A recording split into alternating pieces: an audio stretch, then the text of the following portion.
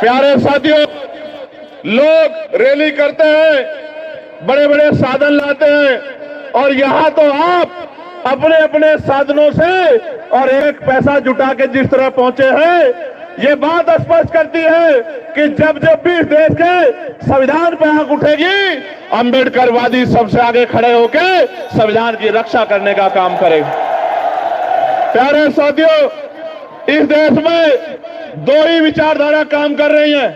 एक फूले साहू अंबेडकर पेरियार की विचारधारा, बाबा साहब अंबेडकर की विचारधारा, मामना राम सुवर्मा, चौधरी महाराज सिंह भारती, सर छोटू राम की विचारधारा, जननायक कपूरी ठाकुर, नारायण गुरु, बाबू जगदेव प्रसाद कुशवाहा की, संत राम बी प्रजापति जी की, मान्यवर दीना भाना वाल्मीकि जी की, मान्यवर काशी राम साहब की, ब्रह्मानंद लोधी जी की, मां बिजली पासी जी की, अहिल्याबाई होलकर की, अवंतिका बाई लोधी की, झलकारी बाई की, मां फूलन देवी की, तमाम महापुरुष जिन्होंने अपने प्राणों को बलिदान कर दिया, चाहे वो ब्रह्मानंद लोधी जी हो या इस मुजफ्फरनगर में 2 अप्रैल 2018 को जब SC/ST एक्ट को बचाने के लिए आप सड़कों पर निकले थे, मेरे आज भी याद है, मेरे लोगों, मेरे आज भी याद है, मैं जेल में था और आपने आंदोलन किया था। या अमरेश गाजला, मेरा छोटा भाई,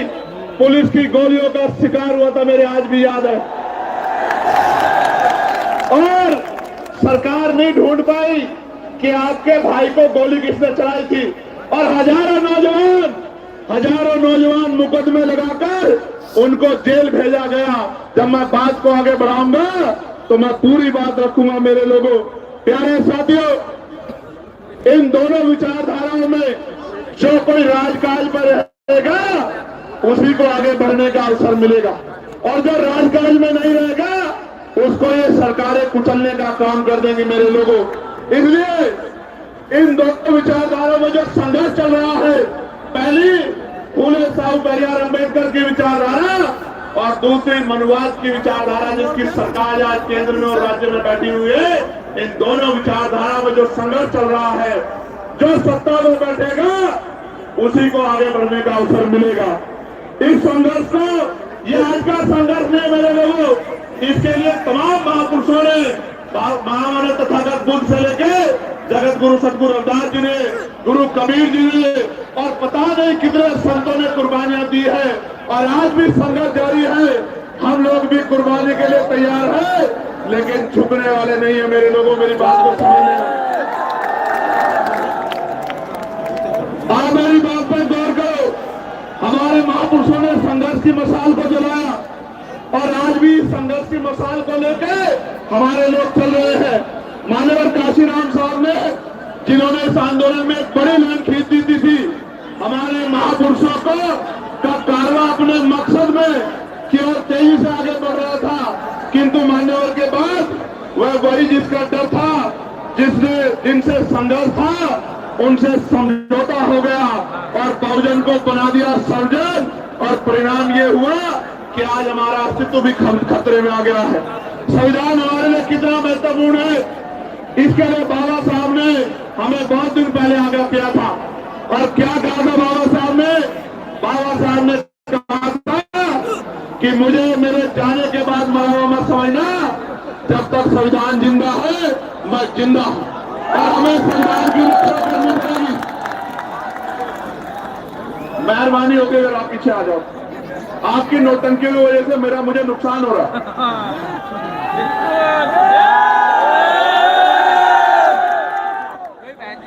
क्या मैं ये मानूं कि ये मेरे लोग नहीं है? फिर क्या है? शांत रहो, अपनी अपनी जगह खड़े रहो। बहादुर हो ना? बहादुर हो या नहीं हो? टांगे कमजोर तो नहीं पड़ी है? अभी तो मैं घोषणा करूंगा, मेरे साथ लंबी लड़ाई लड़नी है, पैदल यात्रा करनी है, बैठे रहो। और कैमरे वैमरे के चक्कर में नहीं पड़ेगा कोई, ठीक है? कान खोल के सुन लो मेरी बात को। इसलिए संविधान दिवस के मौके पर आज आप लोगों को बुलाया गया है कि आज संवैधानिक मूल्यों को बचाना है, और भाईचारा अभियान के जरिए जनपद मुजफ्फरनगर में पहली रैली है। आज से यह यात्रा देश भर में संविधान की रक्षा और सुरक्षा तथा संवैधानिक मूल्य बचाओ और संवैधानिक अधिकार के प्रति देश के समस्त नागरिकों में चेतना, जागृति और जन जागरण पैदा करने का काम करेगी आज की ये रैली। बीजेपी ने तो षड्यंत्र से अच्छे दिनों का झांसा देकर गरीब जनता को गुमराह करने का काम किया। असल में तो अच्छे दिन हमारे तब शुरू हुए थे जब बाबा साहब अम्बेडकर ने 26 नवंबर 1949 को संविधान सौंप दिया था और 26 जनवरी 1950 को संविधान लागू हो गया था। हमारे अच्छे दिन तो तब शुरू हुए थे। लेकिन हमारे साथ धोखा ये हुआ कि अच्छे दिन तब आएंगे, ये बात हमें नहीं बताई जब राजकाज हमारा बनेगा, जब लोकतांत्रिक व्यवस्था में सीएम हमारा बनेगा, पीएम हमारा बनेगा, तब जाके हमारे अच्छे दिन आएंगे। और जब तक सीएम पीएम हमारा नहीं बनता, हमारे अच्छे दिन नहीं आते। मेरे लोगों, आपको याद होगा पहले जब हमारी पिछली सरकारें चली, हमारी सरकार थी 2007 से 12 हमारी सरकार थी, हमारे लोगों की सरकार थी, गरीबों की सरकार थी। जब हम पे राजकाज आया है, हमने हर एक व्यक्ति के अधिकारों को संभालने का काम किया। हमें अपनी ताकत को समझना पड़ेगा। हमें हमारी लड़ाई किसी जाति से, धर्म से नहीं है। हमारी लड़ाई देश में राजकाज की है, अधिकारों की है। ये जो कुर्सी में बैठे हैं, ये अधिकार देना नहीं चाहते और हम बिना अधिकार के चैन से बैठना नहीं चाहते। ऐसा लड़ाई है मेरे प्यारे भाइयों।